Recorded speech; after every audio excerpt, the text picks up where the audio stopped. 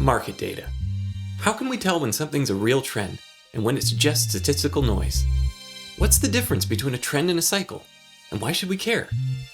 I'll take on these tricky questions and more in this episode of The Lead.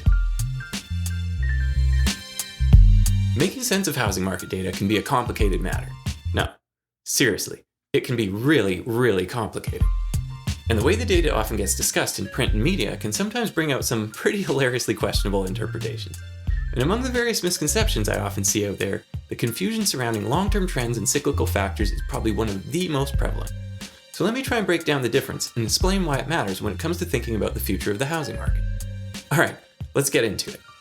Because a lot of transactional data on the housing market exhibits repetitive, predictable, seasonal patterns, the data is often referenced in year-over-year terms to try and adjust for the seasonality. Basically, this transformation of the data just tries to put apples to apples by comparing the same month of data across previous years.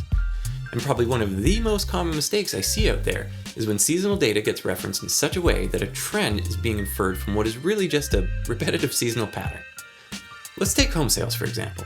Here's a chart of monthly sales data going back a number of years.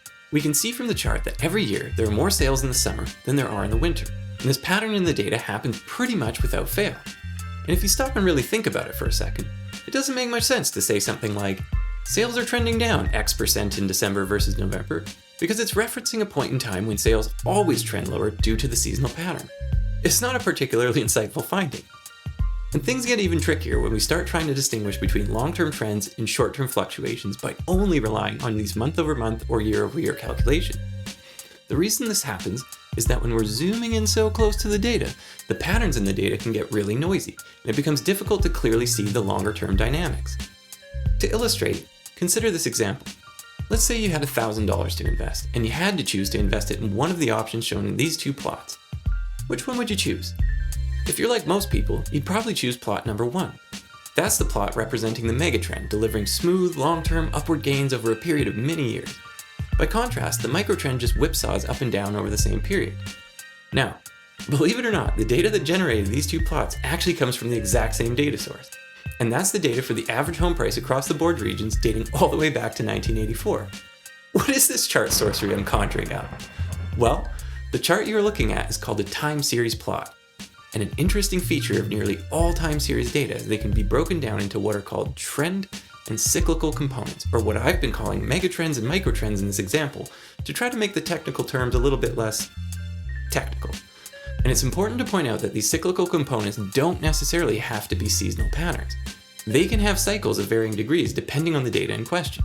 But the important thing to remember here is that the housing market is driven by both megatrends and microtrends.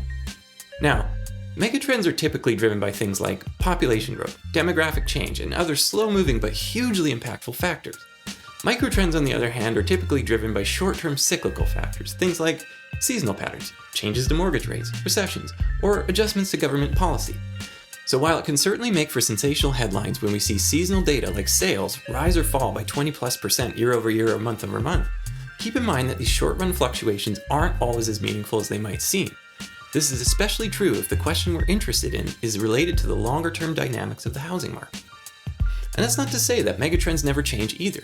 It's just that megatrends are much harder to shake from their foundation. To unseat a megatrend from its trajectory, the factors driving that megatrend would need to change dramatically, or we would have to experience some kind of devastating natural or humanitarian disaster, which could certainly happen. But if it were to happen, we'd all have much more pressing things to worry about than the state of the housing market. So, wrapping up, if we want to know where the housing market might be at in 5 to 10 years from now, we need to examine the megatrends because those are the factors that are most likely to persist that far out in the future. By contrast, if we only care about where the market might be at in the next few months, looking at the short-run cyclical factors can guide us along a bit more in that respect, as long as we don't mistake repetitive seasonal patterns for a real trend. So there you have it. Megatrends, microtrends, how to spot the difference, and what they can tell us about the future of the housing market. Thanks for watching. Stay tuned for future episodes of The Lead.